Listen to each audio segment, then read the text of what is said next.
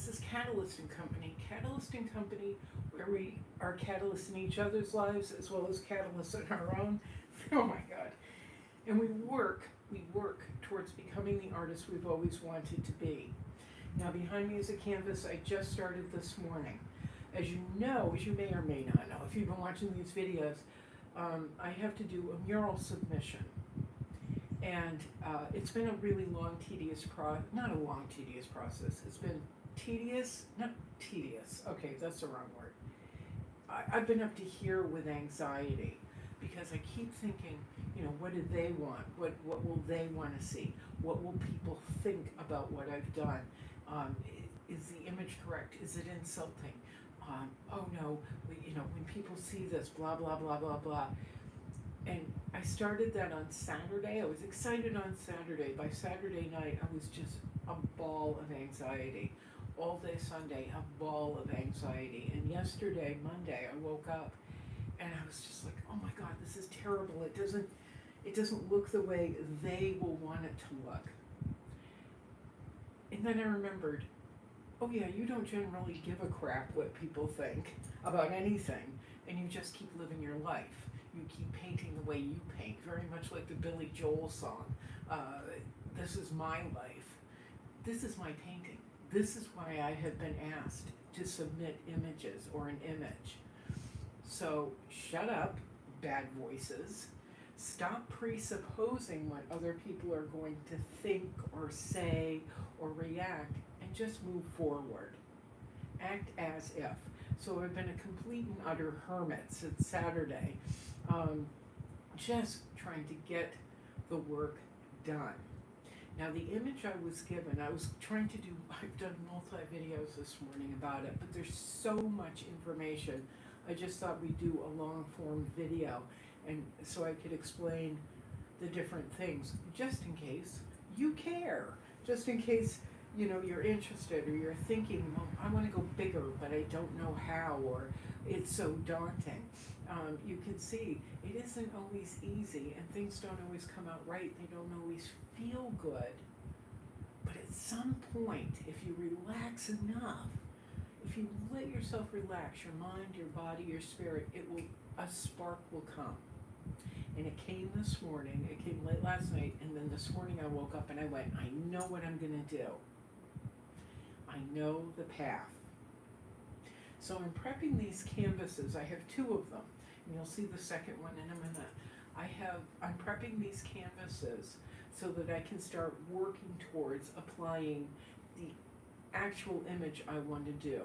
Some people do this now on iPad or Photoshop or whatever program they have. They'll design it that way. It's quicker. I guess it's slightly easier. It's more comprehensive. I don't have Photoshop. I don't have any fancy program to work through. And I think better using my hands. I think better doing the actual work because I'm learning as I go. I'm learning different techniques. I'm trying different things out. And I actually am keeping physical notes in a little notebook for this project so that I know the steps I took to get where I am. And so later on when I go, how did I do that butterfly look? Then I've got it. How did I do the dresses, which you're going to see in a sec, or the dress, the blouse, and the skirt, which you're going to see in a sec? How did I get there? How did I do the passion flowers? How did I do the leaves? I have my physical notes, so I'm not standing there looking at this gigantic wall going, oh my God, what did I do? What did I do? I'm going to be standing, I was asked to do the mural, but as it turns out, there are other people that have been asked to submit to other people. But I'm still going to act as if and plan as if. So while I'm painting, I'm thinking, and while I'm designing, while I'm painting, and while I'm thinking about what I'm going to do, and da-da-da-da-da, I'm also thinking, how am I going to approach this gigantic wall when I am, what is it, 20 to 30, no, it's actually, when I'm 20 to 40 feet off the ground, standing in a little cage on, in a little aerial lift, how am I going to do this? Well, the first step in all of my paintings isn't going to be taking this gigantic blank wall, and just image on. That's not how my head works. So again, I can't be worried about how other people would build the image, how other people would build the mural, how other people would paint, or what people think while I'm painting, what they think of me, what they think of my process. I'm just going to go ahead and do what I do. Now this particular canvas is actually, this is only half of the painting, the submission painting that I'm going to be doing. The submission is going to stand, when I have both canvases stacked on top of each other, it's going to be 8 feet by 5 feet. The blocks that this go on though, the wall is split into blocks, almost like a grid, almost like its own physical grid for me.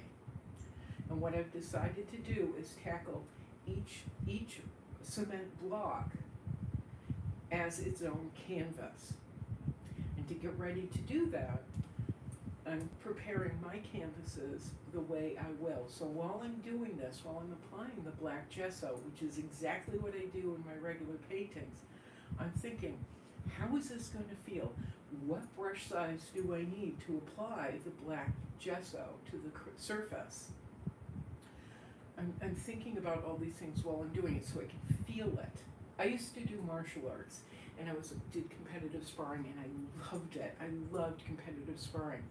But every time, all the time while I was working out, while I was eating, getting ready for a big fight, or getting ready for a big competition, you know, when I was in the ring practicing and working out with other people, I would think about the fight and how I'm going to handle myself, and I would picture myself in the ring while I was in the ring fighting, you know, a stand-in, basically a body double. I would picture myself at the actual competition, at the actual fight. And so I'm kind of doing the same thing here.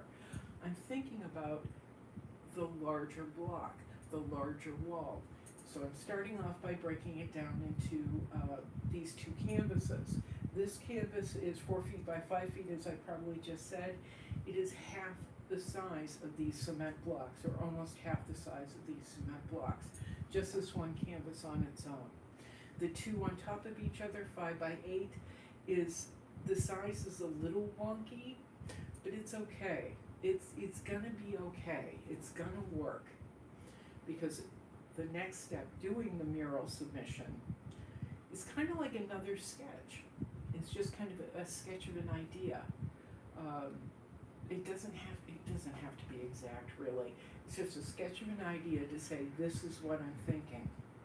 So, and this is how I believe I will approach this. This is how I will be approaching it. Now I'm going to show you the original painting that I'm working from, that I'm finishing up. It's not finished, but I'm going to show you the painting that I'm going to take and then apply to the two canvases, the 8 foot by 5 foot wide canvases that will be paired together. I'm going to show you, it is not finished, but I've learned a lot, especially in the past 24 hours. I figured out a lot, and I figured out how I'm going to apply some of the colors, and I figured out things like whitewashing and how to make the image a little bit more interesting in different places. I'm not wholly happy with what I have, but I know I'm getting there. I know I'm getting towards the finish line on this. So I'm going to show you this. I'm going to show you how I got here. Okay, let's pull this up a little bit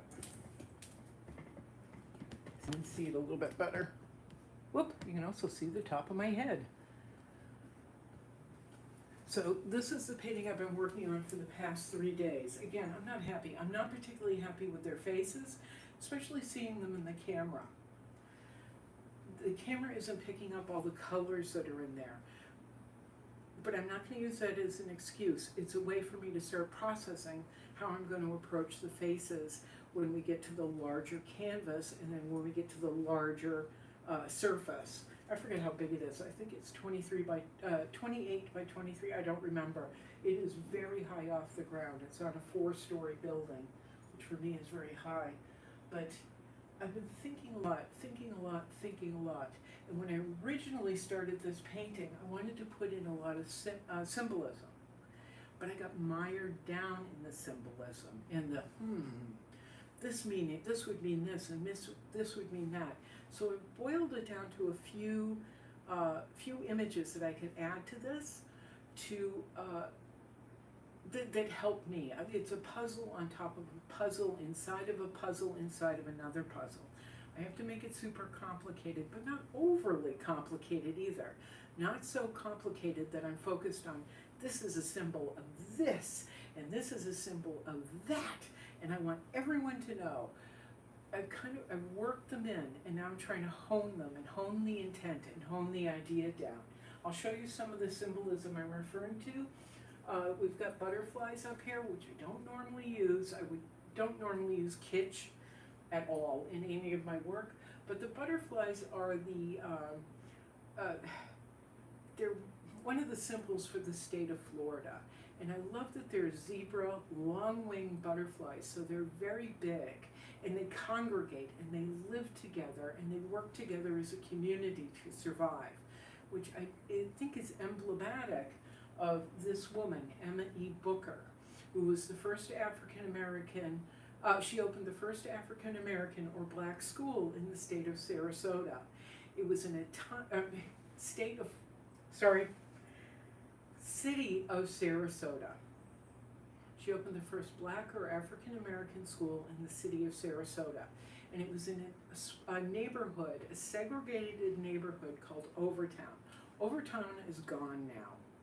And it is an utter and complete tragedy that this was decimated. The city and developers took it over, shoved all the African American and black people out. They moved up to a new area called Newtown, and now the same thing is happening there. It's being gentrified, it's being eaten up, it's being purchased by big money and Ringling College, and it's just disgusting what's going on. Overtown was originally a highly vibrant community. There were businesses, there were neighborhoods, there were people living with there. They had a bubble of safety and community in a very, very, very white city. It's just beautiful when you go to downtown Sarasota. You go to the Overtown neighborhoods. If you sit and there's a plaque up where you can read about the community. A plaque. It's very small. There's not a lot of information, but if you stand where members of the Overtown community stand and you relax and you look, you can actually feel the vibrancy. It feels like home. You can feel the people walking around you, the people that lived when Emma E. Booker was there. You can feel them. It's very comforting. And it feels like life, whereas Sarasota to me just feels like big money and very dry and culturally devoid. This woman was at the center of everything that was Overtown. And now there are 3 schools named after her in the city of Sarasota. Emma E. Booker, please look her up. Please look up Overtown. And you can find them on the Newtown Lives or Newtown Live. I can't remember website. You can read about her, read about Newtown, read about Overtown.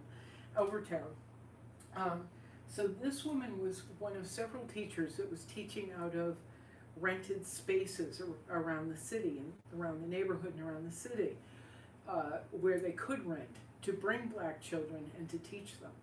But this woman raised a little over $15,000 and was able to purchase a building and build a school within the safety of their community. It really is an incredible story. But and she became principal, but while she was teaching, while she was acting as principal, while she was a leader in this community, on the weekends, she was also working towards getting her bachelor's degree. What an incredible thing. It took her 20 years, but she earned her bachelor's degree, and it was very big news. It was a very, very big deal. I sit here and I bemoan and I'm sad because 9-10 years later, I'm not where I want to be. Meanwhile, this woman worked against all odds to earn her bachelor's degree and drive her community. and help the people around her. I am in awe of her. So I want to get this right. I need to get this right. So in here we've got the a zebra longwing butterfly. We also have passion fruit, and passion fruit flowers attract zebra longwing butterflies. And this is what I was looking for, is the symbol of the community and what they are drawn to. And they're drawn to life. They're drawn to the nectar of these flowers, which could be passion, it could be knowledge, education, it could be community. The passion flowers could be a number of different things, but the zebra longwings are attracted to the passion flower. They're also attracted to flowers that are now in Emma's dress. Her dress in the reference material is just white, and I love painting white linen, but I think when she's 20 or 25 feet tall, just a white dress is not going to work. So I started adding details. The flowers that are in there are, oh God, wait a minute, I gotta go look it up. What do I have? The flowers that are in there are an idea of the Spanish needle flower.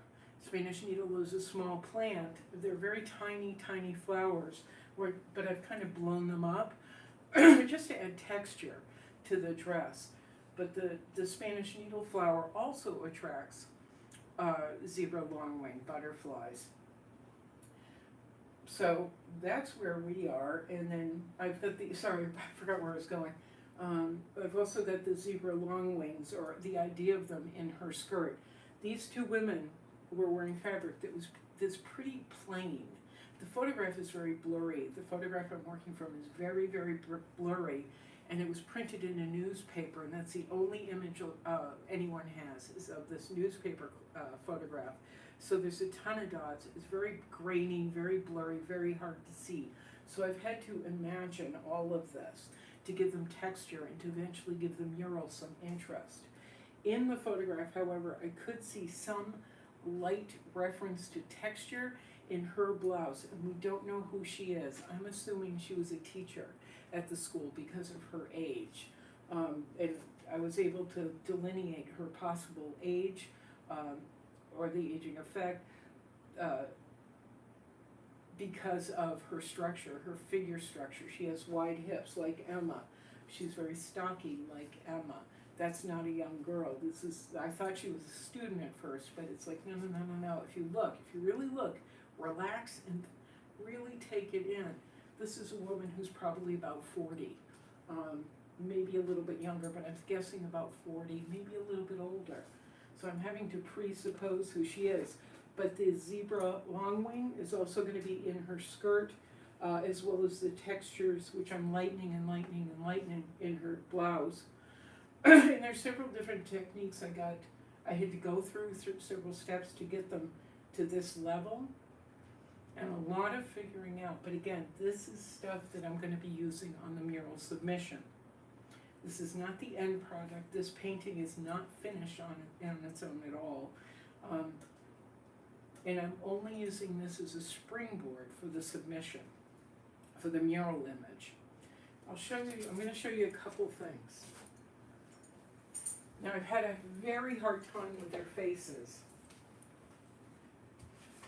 I've had a very difficult time with their faces. I'm going to show you the photograph. And again, they're not where I want them to be.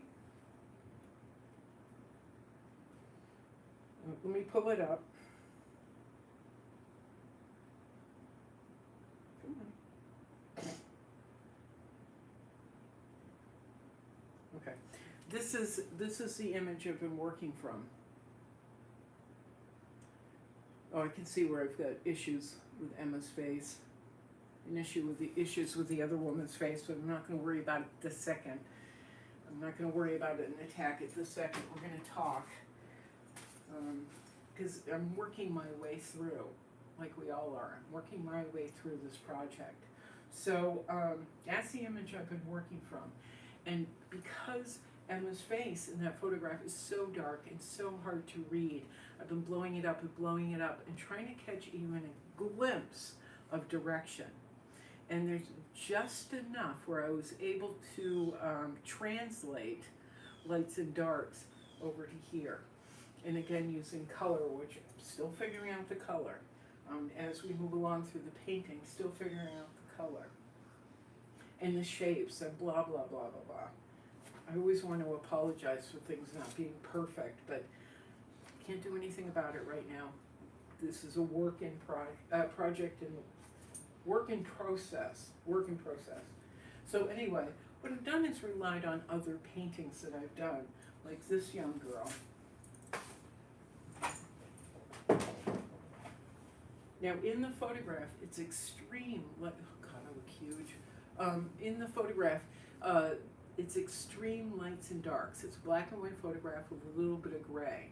So I've got to take that and figure out where are her lips, where are her eyes, where are they in all that darkness, and apply it to the canvas.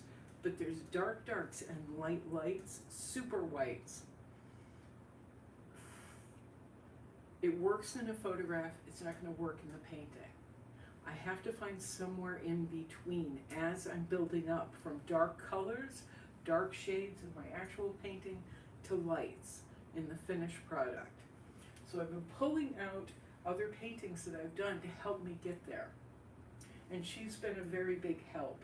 Several paintings, I've been working from several paintings, pulling them out, putting them next to Emma and her teacher friend, and trying to figure this out. But before that, I was also thinking, how do I want to tackle the plants that are in the background? Again, this is not the mural submission. This is something I'm doing to work through ideas, work through stages before I even start the mural submission. So I'm laying in bed Saturday and I'm looking at this one painting and I'm looking at this one painting and I went, that's what I want to use. This is when, looking at this painting, I knew I wanted to bring the leaves in the gardening background in him. I wanted to put them on the canvas as well. Use them as almost a frame, but not quite a frame. On Emma's left side, I want to really indicate her passion, what she attracts, what she sends out into the community. You know, all this growth and life surrounding her and backing her as well.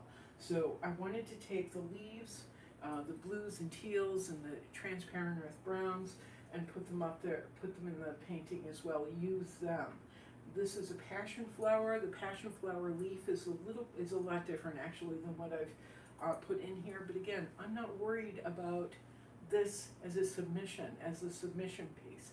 That's something I can fix when I'm transferring aspects of this over to the two 4 foot by 5 foot canvases, the 8 foot tall image. So, took him, used bits of him. I've also been working from this painting as well. She's been incredibly helpful. Whoa! Because in her image, there we go. In the reference material for her face is very dark as well, and that took me a while to figure out, to get her. So I've been like, okay, the process, trying to feel the process of teasing her face out and trying to apply it to Emma and her friend. And I've also been thinking about, for the mural, the design in the background. This is okay. This is okay, the house in the background. The leaves, the gardening area, it's okay. Maybe the dirt underneath, it's okay. It's fine for a canvas portrait or figure work. It's not going to do for this monumental mural. It's not going to be exciting enough. It's just going to be a painting. So I have been thinking deeply about the filigree in this. And I figured it out. I know what I'm gonna do now. Not in this painting, but again, for the mural submission. I'm gonna be taking aspects of this and applying it to the 8-foot painting. But I'm also gonna be taking aspects of this. This has the dynamic feel that we want in murals. I want in murals. I've been looking at murals and mural artists and how they work, and some of them have really wonderful palettes where it's just blues and teals and red, or blacks and blues and red, and or sepia tones, and those are awesome. And I thought maybe I could duplicate it, but again, it's applying other people's thoughts and ideas and intent and their creativity to mine, and I don't want to do that. I'm going to stick to what I do. If you hear nothing else, stick to what you do. Just get better at it. That's all I'm trying to do here. So I'm going to be building stencils specifically for Emma and her friend, but in this vein where we've got all these little details. I think I'm going to stick with the leaves and the passion fruit in the background, but also build these really dynamic circular shapes with filigree in and around them, all around the figures. I think this is, it really hit me the past couple days. This is what I wanted to do in the end. So I've gone through the process of taking a black and white photograph, putting it on, sketching it out, which I'm terrible at drawing, but kind of sketching it out in my little notebook and trying to work through ideas and then simplify the ideas and then make them more complicated again, but simplifying the second set of complicated ideas I've had. And I'm really, really excited now to be able to work on this, because I know what I'm going to do. I have, taking my experience, taking all the work that I've done and using it as springboards to apply to the new canvases. So this is the second canvas. Once again, when they're both put together, it's going to be 8 foot by 5 foot. And this wall, what is this wall?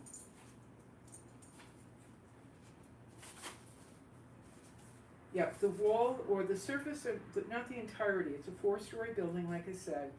The surface I'll primarily be working on is 22 feet wide by 28 foot high. And it also has kind of a slope in it, but it's 28 feet high by 22 feet wide.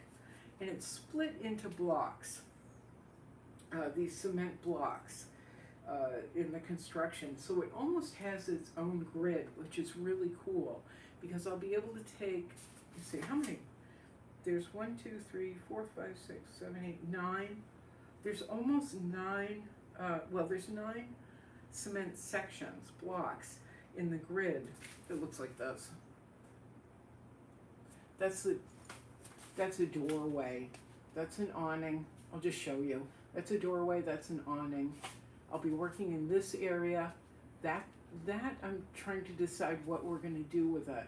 I don't want to paint on it and then have it tagged, although there's a coat that I can put over it that's an anti-tagging coat, which would make tagging easier to clean off.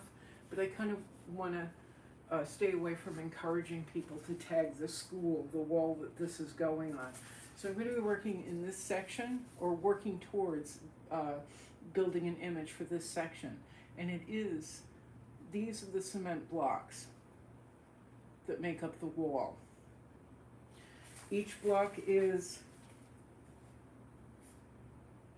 each block is 9 foot 4 inches by 7 foot 8 inches. So 9 foot 4 inches high by 7 foot 8 inches wide. I'm not going to worry about measuring it all out and being extremely exact at this point, or when I go to build the mural submission image. I'm just going to worry about getting it done. Then we can take it. I have a friend who can help me run it through a program, and we can clean it up from there. I want to add text too. So I've got to think, how am I going to add Emma's name to it? How am I going to add anything that recognizes Emma? Emma E. Miss Emma E. Booker. I've got to figure that out. But in the meantime, while I'm finishing up the original painting, the original portraits or figure work, I'm going to be cutting stencils that will be applied to these larger canvases, the submission, and I'm so excited. I finally got a pretty clear image of where I'm going. So that's where we are. That's everything I've had to say, I think, except in terms of technique and how I built their dresses. They're very white dresses. How I made, how I layered everything to get there. We'll talk about it another time because I'm talked out and my throat is sore from talking. And I really got to get some work done. I really got to get some work done. I have to finish getting the 2 canvases prepped. Then I'm going to set them up so I can just look at them. And while I'm painting that, think and think and think and think and plan and organize and measure to make these, you know, the filigree circles and this. I'm just so excited about that because it's something I love. I love to do these complicated details. That's something I love. And they'll be far more impactful than a bright orange wall, you know, a clapboard wall. That's where we are. Okay, I'm Becklane. This is Catalyst and Company. Catalyst and Company, we're catalysts in each other's lives as well as catalysts in our own. I hope you found something helpful in that long diatribe. If you would like to help support the mural project, and people have been so helpful, Eric, Susan, Karen, Miss Anonymous, you've been very, very helpful. If you would like to help support this mural project, this mural submission, the links are down below to Cash App or PayPal. If you would just like to buy me a cup of coffee or a tube of paint, which I've used a tremendous amount of in the past 3 days, a tube of paint, a can of aerosol, you know, if you'd like to help out, buy me lunch. That would be awesome. The Cash App and PayPal links are down below. They're down below every video. If you would like to help in the long run, support Catalyst and Company, you'll find the link to Patreon, where I'm not terribly communicative, and I'm so sorry to my Patreon supporters. I'm always just working, and I apologize. It's not out of respect. I'm just like working on stuff. So, if you would like to help with Patreon supply support for as little as $5 a month, that link is down below. TeePublic, where you can buy images of my work, some of my work, printed on tote bags, coffee mugs, pillows. You can decorate for summer. There's the masks if you're still wearing them. There's all kinds of things. But so we've got Cash App, PayPal, Patreon, TeePublic, and something else. I can't even remember. I won't remember. It's all down below. If you'd like information on prices and or information on paintings you've seen here, as well as Instagram, Facebook, Pinterest, wherever, the links to my galleries are down below as well. Jay at Blue Egg, Mark and Andrew at Chasen Galleries, and Raphael at Artfront Galleries. Their contact information is down below. All right, gotta stop. I get a shower. I'm still kind of in my jammies. All right, ready? Kerry, and thank you to everyone who has been supporting this project as well as Catalyst and Company in general, or Studio 120, which Catalyst and Company was before. Ready, Kerry? Here we go. Ciao, ciao. Meow, meow, meow.